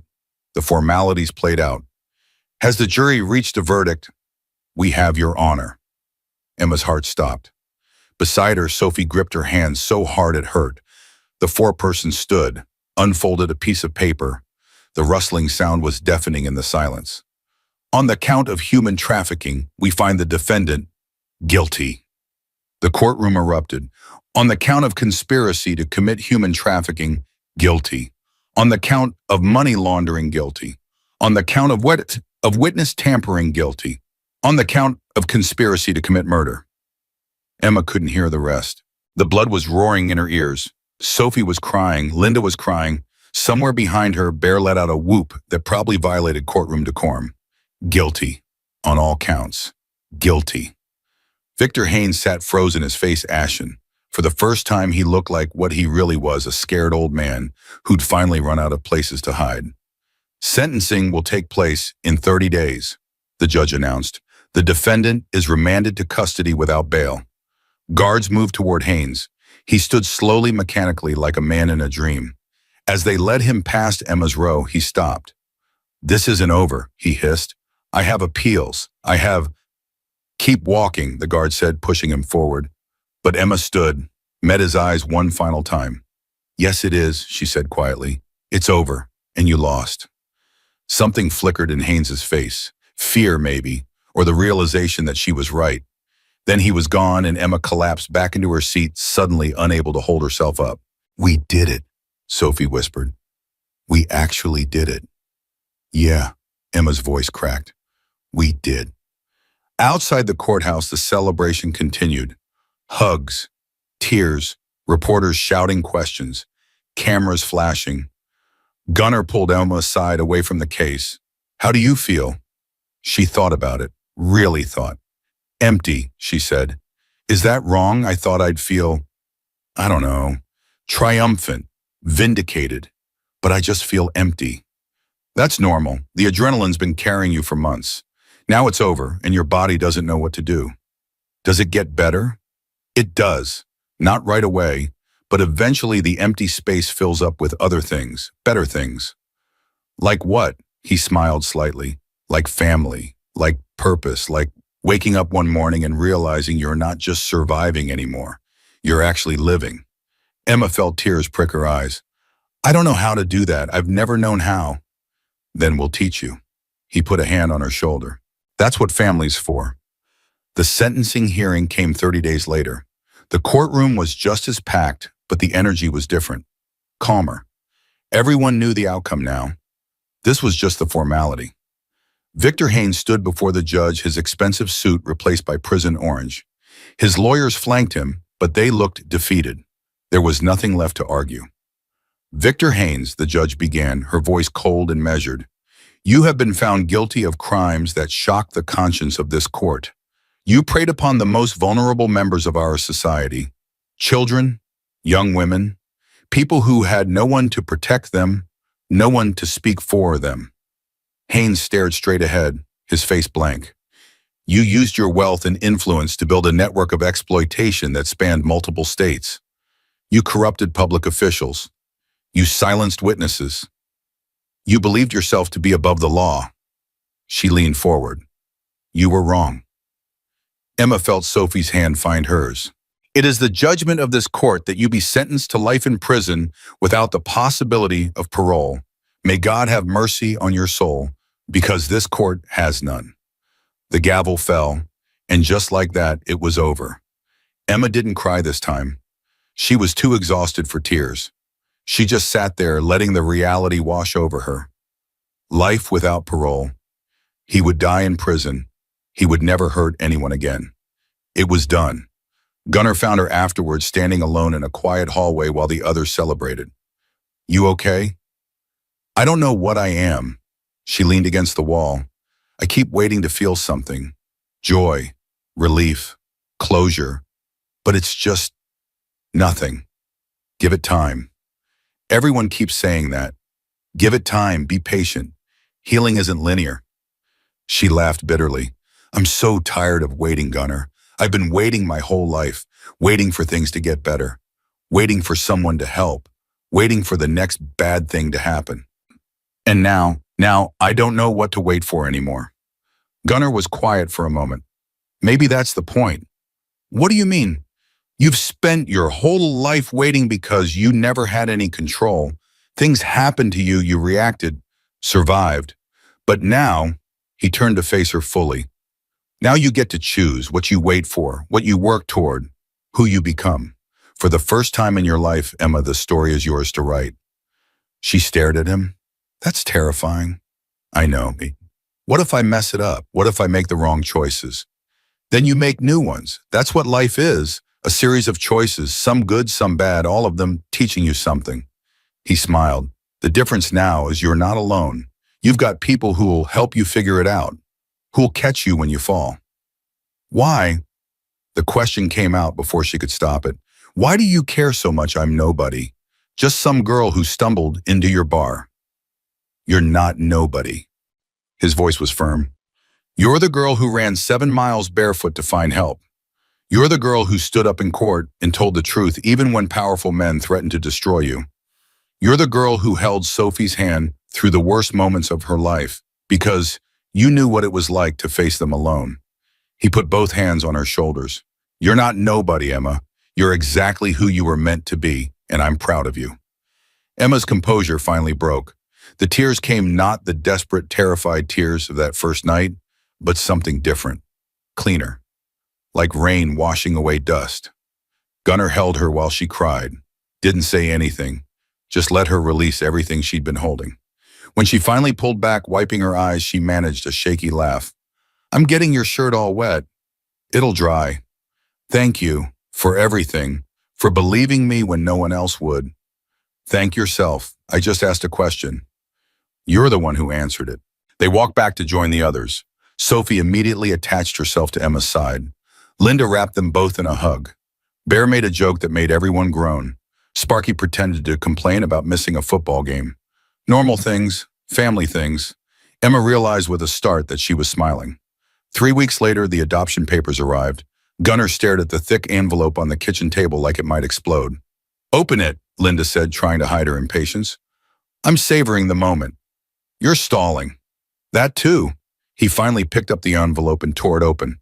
Read the first page, then the second. His face didn't change, but his eyes got bright. "Well," Linda demanded. He looked up at her. "It's approved. Both of them. Emma and Sophie. The adoption is final." Linda's hand flew to her mouth. Tears spilled down her cheeks. "They're ours," Gunnar said, his voice rough. "Officially, legally, permanently ours." "Where are the girls?" "Garage. Sophie's been learning to change spark plugs." "Go get them." Gunnar walked to the garage, the paper still in his hand. Emma was leaning against the workbench, watching Sophie crouch beside a vintage Yamaha, her hands covered in grease. "Got something to show you both." They looked up. Emma saw the papers first. Her face went pale. "Is that final approval, both adoptions?" He held out the papers. "You're officially Hayes now, both of you." Sophie stood slowly, grease forgotten. "Really, Benetta? Really?" "You mean?" She struggled to find words. "I'm not a foster kid anymore. I'm not going back in the system.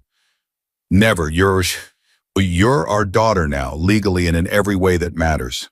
Sophie stared at him, then at Emma, then back at him. And then she was running, throwing herself into his arms, sobbing into his chest. "Thank you," she gasped. "Thank you, thank you, thank you." "Shh." He held her tight. "You don't have to thank me. This is where you belong, where you've always belonged." Emma hung back watching. Gunnar met her eyes over Sophie's head. "You too. Get over here." "I'm okay. This is Sophie's moment." "It's your moment too. Don't make me come get you."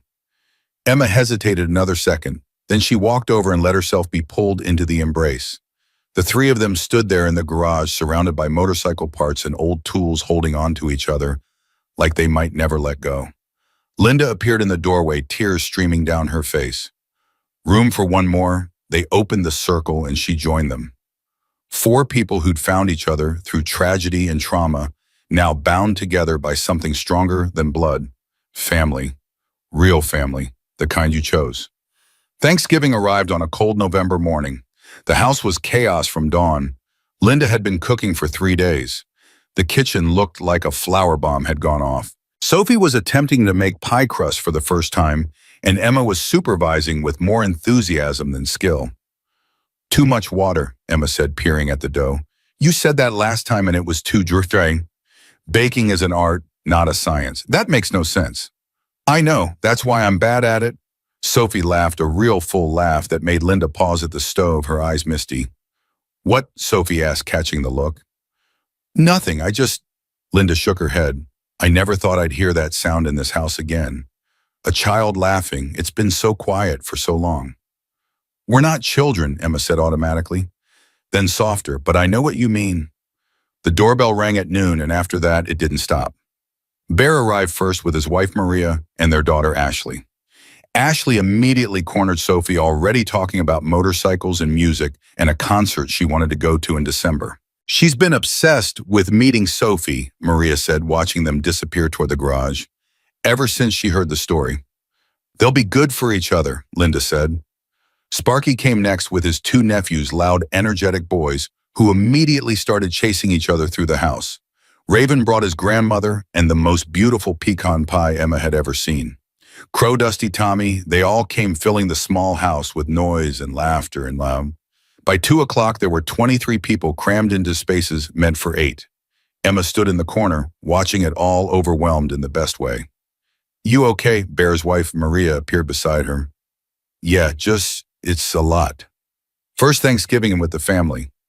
First Thanksgiving ever. Real one anyway. The foster homes usually just did TV dinners." Maria's expression softened.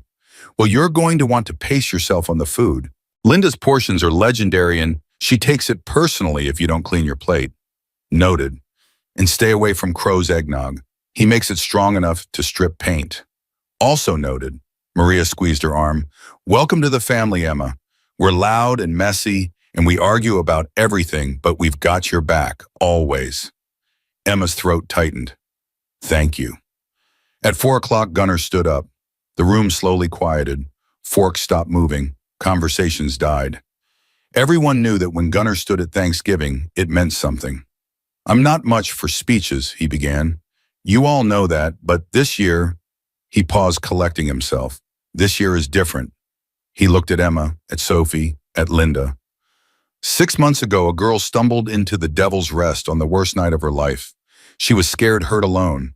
She had every reason to believe no one would help her, that no one would care.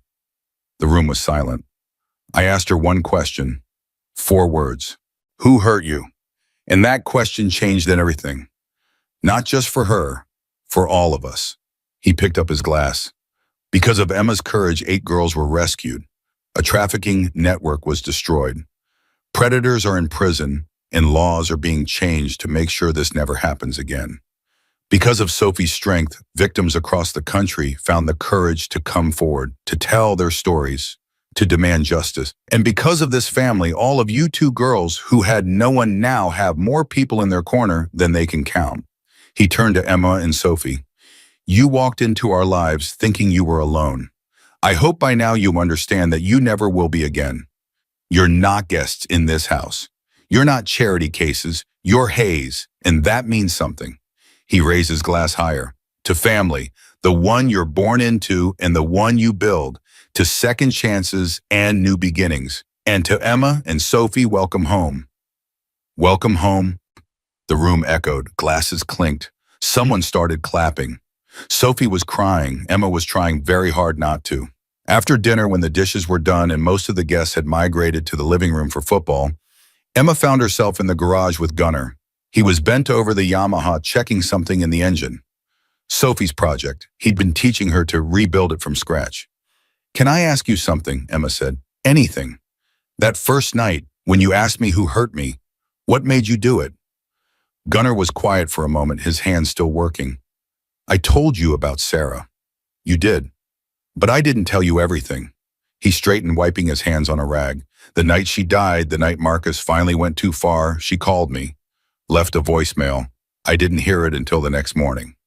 Emma's heart clenched. "What did it say?"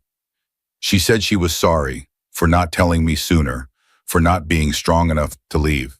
She said she loved me, and she hoped I could forgive her." His voice cracked. "She asked for help, Emma. In her own way, she asked, and I wasn't there to answer. That wasn't your fault. I know that now. Took me 20 years to accept it, but I know." He looked at her. "When you walked through that door, I saw her. I saw Sarah. The same fear, the same desperation, the same tiny flicker of hope that maybe this time someone would listen. And you listened. I listened, and I answered the way I should have answered 20 years ago." Emma moved closer. "She would be proud of you, what you've done, who you've become." "I hope so." He smiled sadly. "I talk to her sometimes. Tell her about you and Sophie, about the other girls we've helped. I like to think she's watching." "I'm sure she is." They stood in comfortable silence for a moment. Then Emma reached into her pocket and pulled something out. "I wanted to give you this." It was a photograph. Sophie had taken it last week. Emma, Sophie, Gunnar, and Linda on the front porch, all of them laughing at something Bear had said. It was candid, imperfect, real. Gunnar stared at it for a long moment. "It's for your wallet," Emma said, "next to Sarah, so she knows." She hesitated. "So she knows you kept your promise. You didn't look away." Gunnar's eyes were wet when he looked up. "Thank you.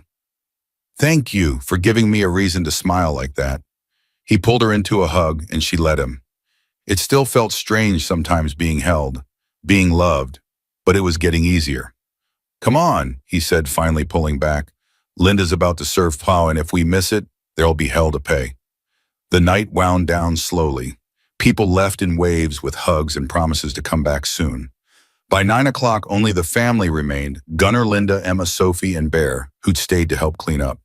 They sat on the porch, wrapped in blankets, watching the stars appear one by one. "So," Bear said, breaking the comfortable silence. "What happens now?" Emma looked at him. "What do you mean, a trial's over? Bad guys are in prison. Story's got a happy ending." He grinned. "What's next for Emma Hayes?" Emma smiled at the name. Still wasn't used to it. "I'm finishing my GED next month. After that, community college. I want to study social work. Maybe become an advocate for kids in the system." "That's a big goal." "I've got time and help." She glanced at Gunnar. "Someone told me once that the story's mine to write now. I'm just figuring out the plot." "What about you short stuff?" Bear looked at Sophie. "What's your 5-year plan?" Sophie thought about it. "I want to finish rebuilding the Yamaha. Learn to ride, graduate high school, like actually graduate, not just age out." She paused. "And maybe start a support group for kids like me, so they know they're not alone." Linda's eyes filled with tears. "That's beautiful, Sophie." And Price gave me the idea. She said the best way to heal is to help others heal. Smart woman. "She is." Sophie leaned into Emma's side. "But I learned it from watching Emma first." Emma put her arm around her sister. Her sister. The word still felt new, sacred. "We're going to be okay," she said quietly. "All of us." "Yeah," Sophie agreed. "I think we are." The night got late. Bear headed home. Linda went to bed. Sophie fell asleep on the porch swing, her head in Emma's lap. Gunnar sat in his chair, coffee cup empty, staring at the sky. "Thank you," Emma said softly, not wanting to wake Sophie. "For what?" "For everything, for asking the question, for not looking away, for giving us a home." You gave me something too. What purpose? Peace. He turned to look at her. I spent 20 years running from Sarah's death, trying to make up for it, never quite succeeding. But you showed me that maybe I wasn't supposed to save her. Maybe I was supposed to save you. That's a lot of pressure. It's not pressure, it's gratitude. He smiled. You saved me too, Emma. You and Sophie both. Saved me from becoming a bitter old man who'd given up on the world. You're not old, then. I'm 69. Okay, you're old, but you're not bitter. He laughed softly. Fair enough. They sat in silence for a while longer. The stars wheeled overhead. Sophie mumbled something in her sleep and burrowed deeper into Emma's lap. I should get her to bed, Emma said. I'll help. They carried Sophie inside together, tucking her into the yellow room that had become hers. She didn't wake, just sighed contentedly and pulled the blankets closer. Emma stood in the doorway for a moment, watching her sleep. She's going to be okay, Gunnar said. I know. Emma smiled. We both are. She went to her own room, the blue room, her room, and stood at the window for a long time looking out at the night. 6 months ago, she'd been running barefoot through a storm, certain she was going to die. Now she had a family, a future, a name that meant something. Emma Hayes, survivor, sister, daughter. She wasn't the girl who'd stumbled into that bar anymore. She was someone new, someone stronger, someone who'd walk through fire and come out the other side. The next morning, Emma woke to the smell of coffee and bacon. She came downstairs to find Gunnar at the stove, Linda reading the paper, and Sophie already at the table demolishing a stack of pancakes. Morning sleepyhead, Linda said. How'd you sleep? Better than I have in months. Good. Sit, eat. You've got a big day. I do. Gunnar turned from the stove, spatula in hand. We have something for you, both of you. Emma and Sophie exchanged looks. What is it? Sophie asked, suddenly suspicious. Finish your breakfast first. They ate faster than was probably healthy. When the plates were clean, Gunnar led them to the garage. 2 objects sat on the workbench covered with cloth. Go ahead, Linda said. Take a look. Emma and Sophie approached together. Emma lifted her cloth first. A leather vest, black worn reel. On the back, stitched in white thread, Hayes. Underneath, smaller but permanent daughter. Sophie gasped and pulled off her cloth. An identical vest but smaller. The same name, the same word. Hayes, daughter. These aren't just vests, Gunnar said quietly. They're a promise. You wear these and everyone knows your family. Everyone knows you're protected. Forever. Sophie was crying again. Happy tears this time. Emma lifted her vest, running her fingers over the stitching. It was slightly uneven in places. Handmade. Did you make these? Me and some of the guys. Linda did the stitching. Took a few tries to get it right. Emma pulled on the vest. It fit perfectly, like it had been made for her. Because it had. Thank you, she whispered. I don't know what else to say. You don't have to say anything. Gunnar pulled out his phone. But you do have to let me take a picture. Linda wants one for the mantle. They posed together, Emma, Sophie, Linda, and Gunnar. All of them wearing their vests, all of them smiling. A family portrait. Their family. Perfect, Linda said, looking at the photo. Absolutely perfect. That afternoon, Emma took a walk. She needed space to think, to process, to let everything sink in. She ended up at the Devil's Rest. Rita looked up when she walked in, a slow smile spreading across her face. Well, well, look who's back. Hope you don't mind. Mind, honey, you're famous around here. The girl who changed everything. Rita poured her a coffee without asking. How's it feel? Strange, good strange, but strange. That'll fade. Eventually it'll just feel normal. I hope so. Emma wrapped her hands around the mug. Can I ask you something? Shoot. That night when I came in, why didn't you call the cops right away? Most people would have. Rita was quiet for a moment. I've been running this bar for 40 years. Seen a lot of things. Seen a lot of girls walk through that door with bruises and stories. She shook her head. Cops don't always help. Sometimes they make things worse. I've learned to wait, to watch, to see how things play out. But Gunnar's different. Always has been. When he stood up, I knew you were in good hands. She smiled, and I was right. He saved my life. He did. But don't forget you saved his too. Man's been carrying a weight for 20 years. You helped him put it down. Emma thought about that, about Sarah, about the photograph in Gunner's wallet. I hope so. I know so. Rita patted her hand. Now drink your coffee and get back to your family. They'll be wondering where you are. Emma drove home as the sun was setting. She found everyone on the porch again. Gunner, Linda, Sophie, even Bear and Maria who'd stopped by for leftovers. There you are, Sophie said. We were about to send a search party. Just needed some air. Emma settled into a chair. What did I miss? Bear's been telling embarrassing stories about Gunner from the old days. Good stories. The best. Sophie grinning. Did you know he once tried to jump a creek on his bike and ended up in the water behind him? It was a calculated risk, Gunner said defensively. It was a disaster, Bear countered. Took us 3 hours to fish the bike out. Everyone laughed. Gunner pretended to be offended. Emma watched them, her family, and felt something shift in her chest. This was real. This was permanent. This was home. The last 6 months had been the hardest of her life, but they'd also been the best. She'd gone from being nobody belonging nowhere to being loved and protected and wanted. All because one man asked the right question at the right time. Who hurt you? 4 words that changed everything. Later that night, after everyone had gone to bed, Emma sat alone in the blue room. She pulled out a notebook and a pen, opened to a fresh page. For a long moment, she just stared at the blank paper. Then she began to write. My name is Emma Hayes. 6 months ago, I walked into a biker bar on the worst night of my life. I was running from monsters. I thought no one would believe me. I thought no one would care. I was wrong. A man asked me who hurt me, and then he did something about it. I'm writing this because I want other girls to know, the ones still trapped, the ones still running, the ones who think they're alone, you're not. There are people who will listen, people who will believe you, people who will fight for you. You just have to ask for help. And when you do, I hope someone answers. I hope someone asks the right question. I hope you find your family. I hope you find your home. She set down the pen. Tomorrow she'd start her GED prep. Next month she'd apply to community college. Next year she'd begin studying social work. She'd spend the rest of her life making sure no one else had to run barefoot through a storm looking for someone to believe them. But tonight she was just Emma Hayes. Survivor, sister, daughter, home.